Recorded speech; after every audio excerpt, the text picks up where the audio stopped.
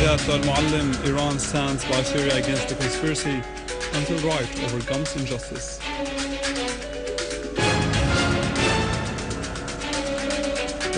The Syrian Arab armed forces destroy bases of mercenaries in Aleppo and liberate hostages in Damascus and Dar'a's countrysides.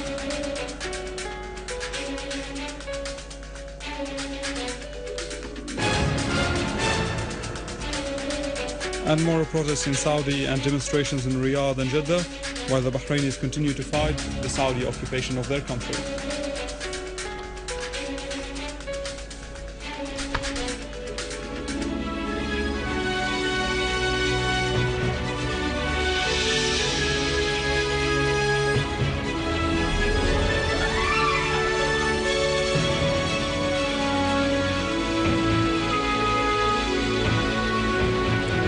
Ladies and gentlemen, good afternoon. This is news in English from the Syrian Arab television in Damascus. The Iranian President Mahmoud Ahmadinejad received the Syrian Foreign Minister Walid al-Muallim in Tehran. Najad asserted that Iran remains a fraternal country standing with Syria against the conspiracy until right overcomes injustice. President Najad expressed confidence that Syria would achieve victory through the wisdom of the leader Bashar al-Assad and the people's support for him. On his part, Mr. al-Muallim affirmed Syria's determination to foil the plot and to combat the armed terrorists who commit criminal acts of killing civilians and attacking public and private property. These terrorists are supported by Western and Arab countries which supply them with money and weapons. Al-Muallim also met with Mr. Saeed Jalili, Secretary of the Higher Council of National Security, and Ali Larijani, Speaker of the Shura Council. He briefed them on the current situation in Syria and stressed the necessity of continuing consultation and coordination between the two countries. Al-Muallim expressed confidence that Syria would emerge victorious because of the unity of its people and their solid stand with their leadership.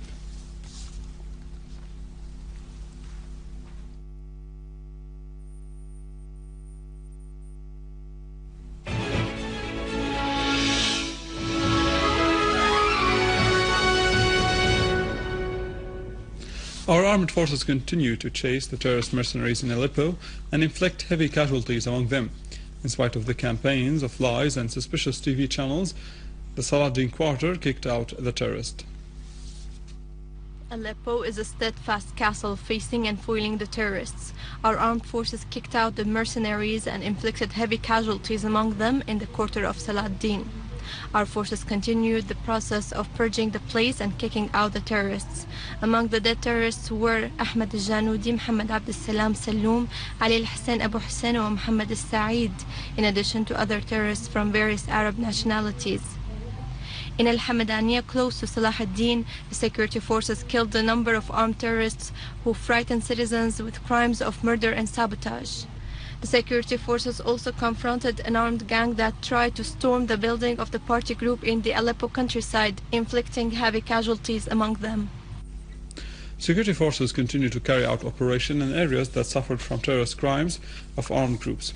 A unit of our armed forces was received in Spain and welcomed by the people there after it responded to their calls to consolidate security and defeat the terrorists who burned public and private properties and sabotaged the infrastructure.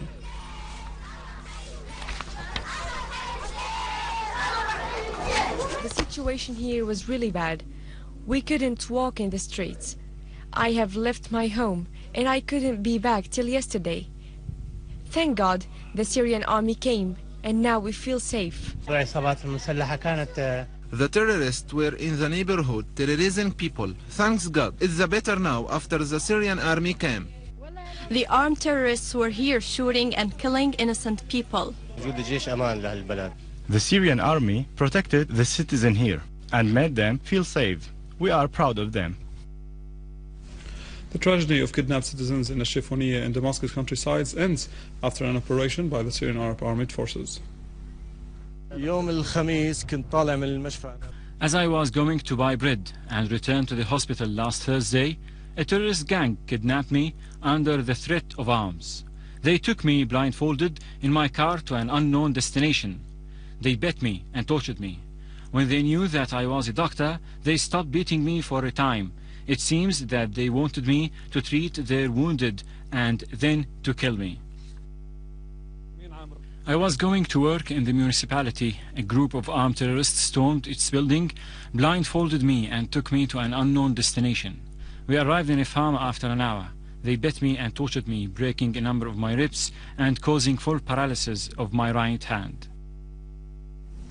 The border guards on Saturday foiled an infiltration attempt by terrorist groups which tried to cross to the Kalakh area in Syria from Lebanon. A source at the province said that the terrorist group tried several times to infiltrate to Syria from the areas of Al-Mathoumi and Al-Shahira. The source added that the authorities foiled the attempts and forced terrorists to flee back to Lebanon.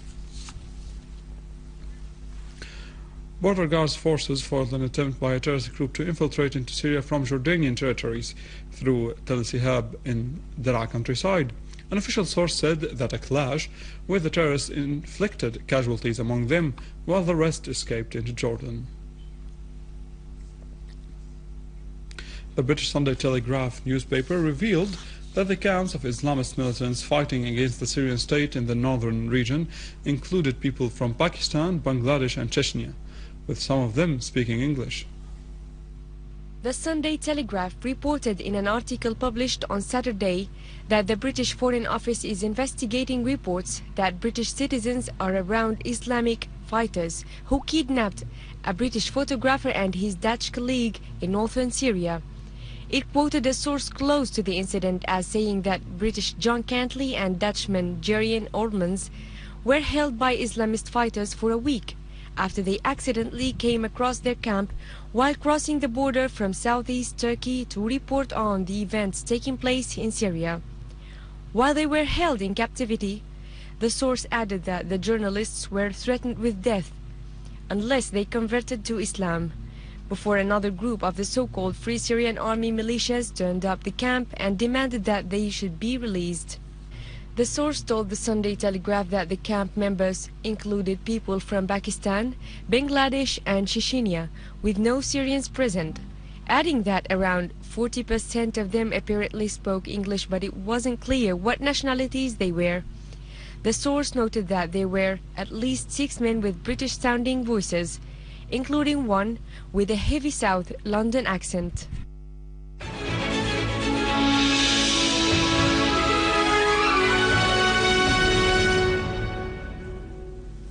The voices of demonstrators rise daily against the Saud family and Al Khalifas.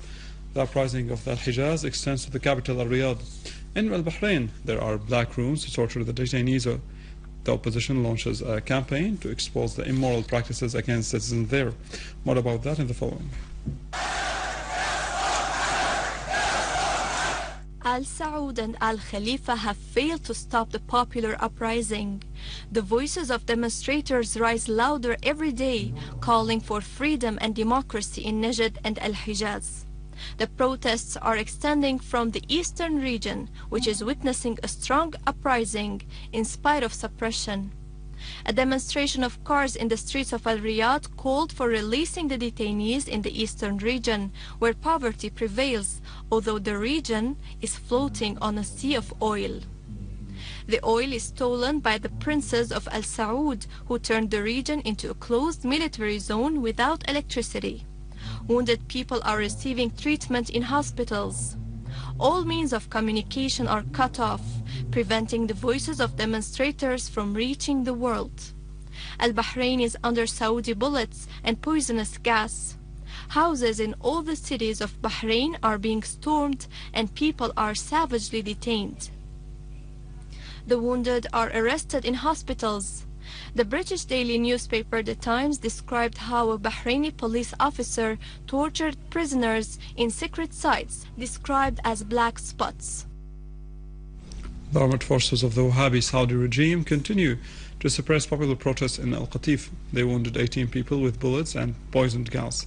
The demonstrators were calling for justice and equality. For 18 months, events never stopped in Najad, Al-Hijaz and the eastern area, where men and women demonstrate calling for justice and getting rid of the injustice of the Saudi ruling family. The strongest protests continue to take place in Al-Qatif since the detention of Sheikh Numr al-Numr, the director of the area of southern Jazan, asserted that the Wahhabi Saudi regime detained more than 21,000 citizens in 1 month under false pretexts. The Saudi regime has turned Najad and Al-Hijaz into private property and forced the country to serve the projects of the West and to implement the Israeli plot of the so-called New Middle East. The Arabs should realize the danger of the Wahhabi extremism hiding in the darkness of backwardness, supported by some GCC regimes, such as the Qatari regime headed by Al Thani family.